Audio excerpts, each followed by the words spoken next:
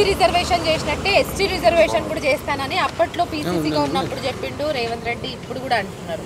So ఆ ప్రణాళికలు కూడా సిద్ధం అవుతున్నాయి ఇప్పుడు.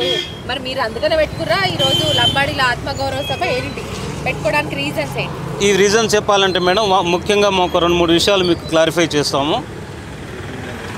ఉమ్మడి ఆంధ్రప్రదేశ్లో కానీ లేకుంటే ఆంధ్రప్రదేశ్ ఏర్పాటు ముందు తెలంగాణ రాష్ట్రం అంటే అప్పటి హైదరాబాద్ రాష్ట్రంలో కానీ 1950లోనే ట్రైబల్ క్రిమినల్ యాక్ట్ అని ఉన్నది.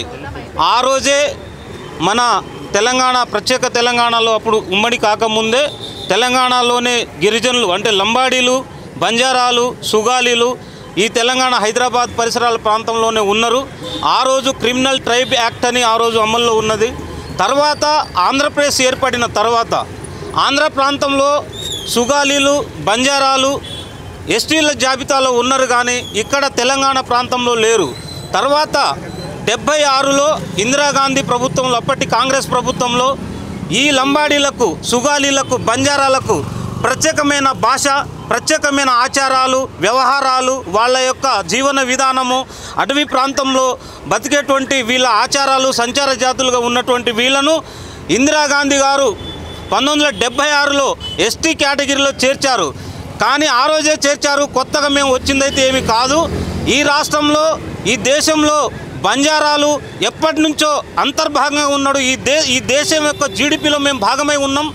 అయితే తర్వాత ఏం జరిగిందంటే 76 నుంచి మేము లంబాడీలు ఎస్టీలుగా గుర్తింపు పొందిన క్రమంలో మహారాష్ట్ర నుంచి కొంతమంది అంటే 1 or 2% కొంతమంది మాత్రం ఆదిలాబాద్ ప్రాంతంలో మహారాష్ట్ర నుంచి కొంతమంది లంబాడీలు, బంజారాలు మహారాష్ట్ర నుంచి ఆదిలాబాద్ రావటం వల్ల అక్కడ కొద్దిగా డిస్టర్బెన్స్ ఏర్పడి వాస్తవంగా వాళ్ళు రావటం వల్ల ఇక్కడ ఉన్న బంజారాలు, సుగాలీలు, లంబాడీలకు కూడా కొంతవరకు నష్టం జరిగింది. అయితే ఇక్కడ విషయం ఏంటంటే ఈ కింద ఈ బీజేపీ కానీ, టీఆర్ఎస్ కానీ, కాంగ్రెస్ కానీ అంటే వీళ్ళ యొక్క ఎత్తుగడలు ఏమిటంటే ముఖ్యంగా తెలంగాణ రాష్ట్రంలో లంబాడీలు బాగా డెవలప్ అవుతున్నారు, చైతన్యం అవుతున్నారు, చదువుకుంటున్నారు, కష్టపడుతున్నారు, ఉన్నత పొజిషన్లో వస్తున్నారు. కాబట్టి వీళ్లకు రేపటి నాడు మంత్రి పదవులు ఇవ్వాల్సి వస్తుంది, డిప్యూటీ సీఎం ఇవ్వాల్సి వస్తుంది, లేకుంటే ముఖ్యమంత్రి వీరు అడిగే పరిస్థితి ఉందని చెప్పి కాంగ్రెస్ పార్టీ లంబాడీల మీద వాస్తవంగా వివక్ష చూపుతుంది. ఈ రాష్ట్రంలో లంబాడీలను అణచివేయాలని చెప్పి కాంగ్రెస్ పార్టీ ప్రయత్నం చేస్తుంది.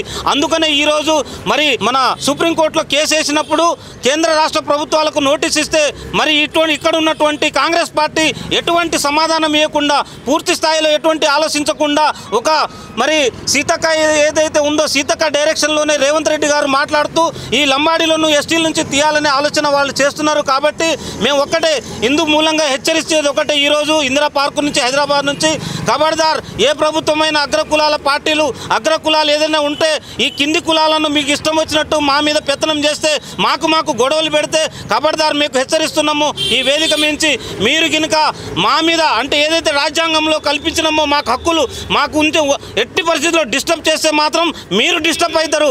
మేము ఒక్కసారి డిస్టర్బ్ అయితే మీరు ఖచ్చితంగా డిస్టర్బ్ అవుతారు.